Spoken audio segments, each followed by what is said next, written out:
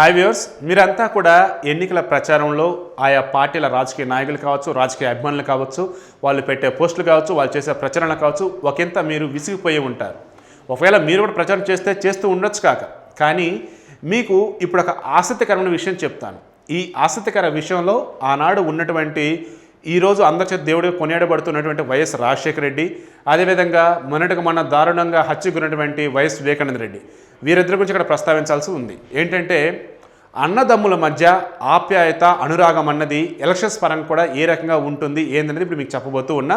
ఓ రకంగా ఆ రోజు వైఎస్ రాజశేఖర రెడ్డికి ముచ్చెమటలు కూడా పట్టని కొంతమంది చెప్తూ ఉన్నారు. ఏ రాజకీయ నాయకుడైనా సరే ఓడిపోతున్నామన్నా, లేదంటే కౌంటింగ్ జరుగుతున్నప్పుడు మనకి ఓట్లు తక్కువ వస్తున్నాయన్నా ఒకంత బాధ అనేది ఖచ్చితంగా ఉంటుంది. అటువంటి సన్నివేశమే ఇది. 1996లో కడప పార్లమెంటు స్థానం నుంచి రాజశేఖర రెడ్డి నిలబడటం జరిగింది. పులివెందులకు సంబంధించేసి వైఎస్ వివేకానంద రెడ్డి నిలబడ్డాడు. ఇక వైఎస్ వివేకానంద రెడ్డి విషయం పక్కన పెట్టినట్లయితే రాజశేఖర రెడ్డికి అపోనెంట్గా రాజమోహన్ రెడ్డి అనే వ్యక్తి ఉన్నాడు. ఈయన టీడీపీ తరఫున ఉన్నాడు. సరే, ఎన్నికైతే జరిగింది. కౌంటింగ్ ఎప్పుడు జరుగుతుంది? మే 30వ తారీఖున ఆ రోజు జరుగుతూ ఉంది.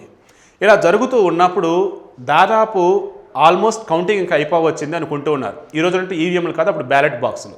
సో లెక్కిస్తూ ఉన్నారు. ప్రతి రౌండ్కి కూడా కొన్ని రిజల్ట్స్ బయటకు వస్తూ ఉన్నాయి. ఇలా చూసుకుంటూ ఉన్నప్పుడు చివరి రౌండ్ ఆల్మోస్ట్ కంప్లీట్ అవ్వచ్చింది. ఎవరైతే రాజశేఖర రెడ్డి అపోనెంట్గా ఉన్నాడో టీడీపీ అభ్యర్థి రాజమోహన్ రెడ్డి గెలుపు దిశగా ముందుకు వెళ్తున్నారు అన్న విషయం తెలిసింది. టీడీపీ శ్రేణులు ఆల్మోస్ట్ సంబరాలు కూడా మొదలు పెట్టేశాయి. అప్పుడు ఆ విషయం పులివెందులకు సంబంధించేసి కౌంటింగ్ దగ్గర బిజీగా ఉన్నటువంటి వైఎస్ వివేకానంద రెడ్డికి తెలిసింది. వైఎస్ వివేకానంద రెడ్డికి తెలియగానే ఒకంత ఆయన కళ్ళల్లో నీళ్లు. కొంతమంది సన్నిహితులు చెప్పారు ఒక రకంగా ఏడ్ చేశాడు అని. ఎందుకంటే ఆయన అన్న ఓడిపోతాడని ఆయన ఎప్పుడు ఊహించలేదట. ప్రజల్లో వైఎస్ కుటుంబానికి అంత గొప్ప పేరుందని వైఎస్ వివేకానంద రెడ్డి ఆ రోజే తలచాడు. ఇప్పటికీ అలాగే ఉందనుకోండి. సో ఈ వైఎస్ వివేకానంద రెడ్డి ఆ క్షణం బాధపడతాం చూసి చుట్టుపక్కల ఉన్నటువంటి చాలామంది మిత్రులు కూడా అయ్యో ఎప్పుడు లేనిది ఇదేంటి, అన్న ఓడిపోబోతాడని తెలియక ఇంత బాధపడుతున్నాడు, కౌంటింగ్ ఇంకా పూర్తి కాలేదు కదా అని చెప్పారంట.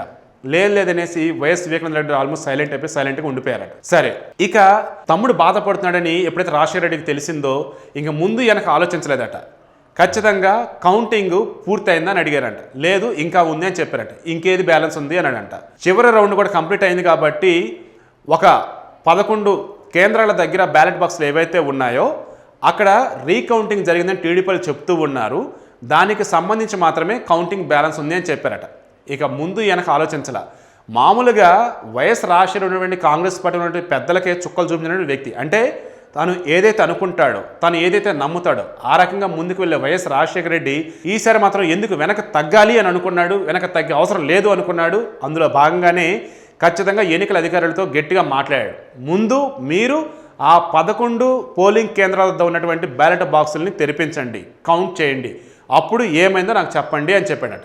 ఇంకా వేరే ఆల్టర్నేటివ్ లేక ఆ జిల్లా ఎన్నికల అధికారి ఒక మహిళ.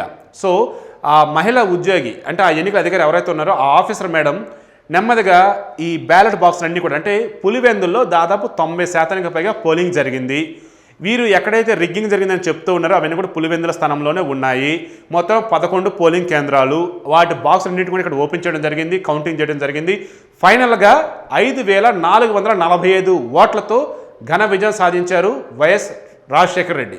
దీంతో అటు తమ్ముడు వైఎస్ వివేకానంద రెడ్డి పులివెందులో గెలిచాడు, సంతోషం. ఇక్కడ అన్న కడప పార్లమెంట్ స్థానం నుంచి గెలిచాడు. సో ఈ అన్నదమ్ములు ఇద్దరు కూడా అప్పుడు ఒకరినొకరు చూసుకొని ఆ కళ్ళల్లోనే ఆ సంతోషం వెలిబుంచుకున్నారట. ఈరోజు మనం చూస్తూ ఉన్నాము చాలా చోట్ల అన్న ఒక పార్టీ, తమ్ముడు ఒక పార్టీ, భార్య ఒక పార్టీ, భర్త ఒక పార్టీ, కొడుకు ఒక పార్టీ, అదేవిధంగా తండ్రి ఒక పార్టీ. ఇటువంటి వాళ్ళు ఉంటూ ఉన్నటువంటి ఈ తరుణంలో ఇప్పుడు మీకెందుకు చెప్పారంటే అది రాజకీయాలు కాదు ముఖ్యం, గెలుపోవడంలో కాదు ముఖ్యం, ఆత్మీయతలు, అనురాగం ముఖ్యం. నేను పులివెందుల్లో గెలుస్తున్నాను అన్న సంతోషం కన్నా అన్న కడప పార్లమెంట్ స్థానం నుంచి ఓడిపోతున్నాడన్న బాధే వైఎస్ వివేకానంద రెడ్డి చేత ఆ రోజు కన్నీరు పెట్టించింది. నా తమ్ముడు కన్నీరు పెడుతున్నాడే, ఎందుకు కన్నీరు పెడుతున్నాడు? నా లోక్సభ నియోజకవర్గ పరిధిలో ఉన్నటువంటి ఓటర్లు కావచ్చు, నా అభిమానులు కావచ్చు, వారు నా మీద పెట్టుకున్న నమ్మకం వల్లనే కదా, నా కుటుంబం మీద ఉన్న నమ్మకం వల్లనే కదా. కాబట్టి ఎక్కడైతే అవకతవకలు జరిగాయో ముందు వాటిని క్లోజ్ చేయాలనుకున్నాడు. ఎక్కడైతే టీడీపీ వాళ్ళు ఆ రోజు ఆ రకంగా వాటిని లెక్కించవద్దని చెప్పారో ఆ బాక్సులన్నింటిని మరలా ఓపెన్ చేపించాడు, కౌంటింగ్ చేశారు. చివరికి ఆయన గెలవటం జరిగింది. సో సింపుల్గా ఈరోజు కన్క్లూడ్ చేసేది ఏంటి అంటే గెలుపోవటంలో ఎలా అయినా ఉండొచ్చు కాక, రాజకీయాలు ఎలానే ఉండొచ్చు కాక ఆయా ఊళ్ళల్లో అన్నదమ్ములు ఒక పార్టీ నుంచి ఇంకో పార్టీ లేదంటే వైరంతో ఉన్నట్లయితే ముందు తెలుసుకోండి. పార్టీలు పదవులు కాదు ముఖ్యం, ఆత్మీయత అనురాగం ముఖ్యం. అది చెప్దాం తప్ప వేరే ఇంటెన్షన్ అయితే కాదు. సో ఆ రకంగా ఆ రోజు వైఎస్ రాజశేఖర రెడ్డి ఎప్పుడు ఇబ్బంది పడినటువంటి వ్యక్తి ఆ రోజు ఇబ్బంది పడ్డా సరే చివరికి గెలుపు బావుట ఎగరవేశాడు, అందరి చేత శభాష్ అనిపించుకున్నాడు.